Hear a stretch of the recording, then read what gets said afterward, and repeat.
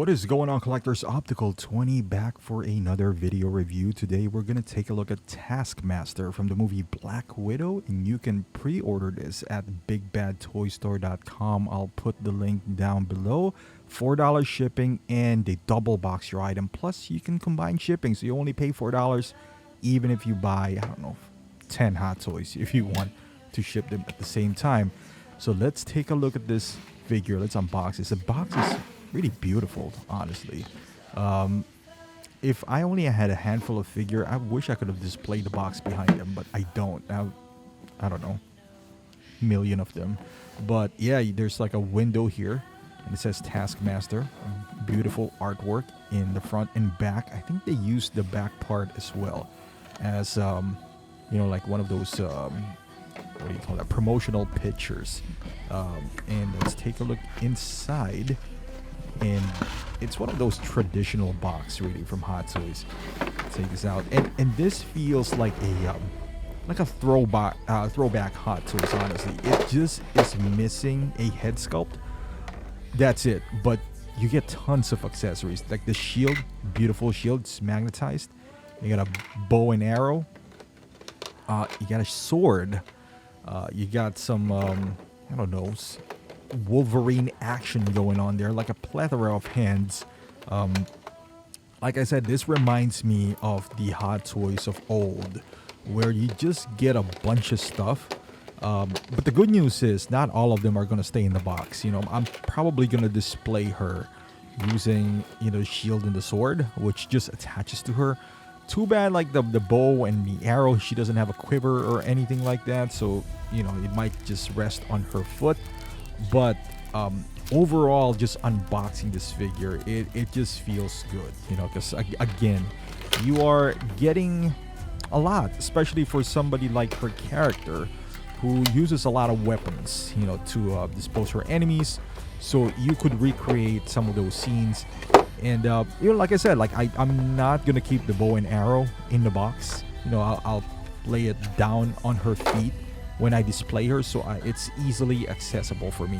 And you can see the base right there, which is a beautiful base. Let's take a look at a closer look at the accessory. So you got a few hands here, weapon holding hand. This is the arrow holding hand. As you can see, the fingers are positioned where he's holding the arrow. So that's kind of nice. And you see the details on the gloves as well. Different layers, you know, of materials, you know, so to speak, that they're trying to achieve there. And you get some claw hands where the kind of like his Black Panther claw is coming out. And you got some blade coming out of her forearm as well. So you can interchange that. This is old school though. You use like mini tabs, which I wish it was magnet. But hey, it's fine. Speaking of magnet, she uses magnet on her shield, which is a very welcome addition. Been calling for that for Captain America for a while now. And now we got some arrows with different, I guess, I don't know what you call that, tips. And at the bottom of the arrow, I don't know what you call this, the barrel, whatever. It looks really mechanical, you know, compared to the feathery type that you see from Legolas and all that stuff. But, you know, it's, again, this is Taskmaster. And it has her bow, which looks phenomenal. And there's a lot of details in here. You see those, you know, kind of bending points, but they don't really bend. They're just, but the idea is, I guess, this bow to kind of like retract. So I don't even know where she puts this. She got a lot of pouches in her. So maybe in one of those. But it's really cool, the way the design is. And also her sword is made out of plastic, but you can see here there's some tons of details, like maybe carbon fiber handle, and there's some holes in the handle as well for aerodynamics. I don't know, man, I don't play swords. And the shield, both the sword and the shield are made out of plastic. They're really thin though, like really light plastic, but I guess it's okay, you know, I mean, it doesn't bother me as much. And the base itself, I do like. It just says here Marvel Black Widow, the logo, and the Taskmaster logo there as well. It is beautiful. Now, speaking of beautiful, let's talk about the armor. This just, I watched the movie and I liked it. Now, yeah, I mean, I'm not the I wouldn't say it's in my top 10 Marvel movies of all time, but I did like it. I didn't hate it. Some people did.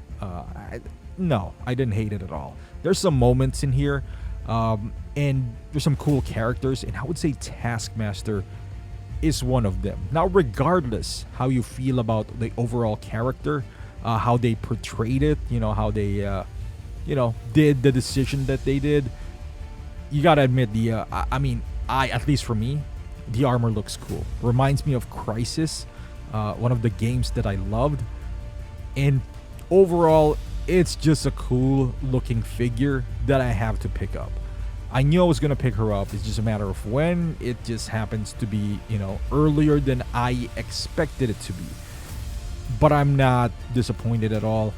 The fabric that they used here is beautiful. You don't have to worry about peeling and all that stuff. There's no pleather in here. Maybe the pouches. No. The pouches are fabric. And the type of fabric that they used in the underlaying body is really thin. Not that it's a bad thing, but it doesn't restrict any movement. That's what I'm trying to say here. The torso, you can see the armor. There's a plastic armor in there. But overall, the pants, the inside layer, I thought it was going to be like a thin rubber, because it does have texture in it. I don't know if you can see it in 4K, but I thought it was going to be like a Spider-Man type of material, but it's not. It feels like one of those water-resistant jacket. That is just nice. It does work. And you can see here all the weathering from her gauntlet to her shoes, her knee pads. The knee pads is just not even velcroed. It's just sticking to the pants, and it moves around, so you don't have any restriction. As far as head sculpt, my positioning here is not too good, so forgive me, but I think they got it. I think they got it head on. Even the scratches on the head sculpt looks phenomenal in my opinion, and there's a lot of details going on here. First and foremost, the visor looks fantastic. I just like the overall design of Taskmaster. Going into the side here, you can see her helmet does have a lot of patterns in it, like kind of like a Y pattern. I don't know if you can see it there, and then there's like a black lining to it, just beautiful. Her ear, it just gives you this robotic feel to it. I know in the movie they inserted something on the back of her helmet. I don't know, like a USB of some sort. I didn't find that, in this figure. However, there's tons of damages, at least scratches on the helmet, that if you're into those, you are gonna love it. I love, again, the design and how this turned out. You got the hood that is wired as well, so you can position it however you want, and makes her a little bit more badass once the hood is engaged articulation wise. So this thing, like I said, it's tabbed, so I'm gonna, there's magnets in there, so just want to showcase to you how this works.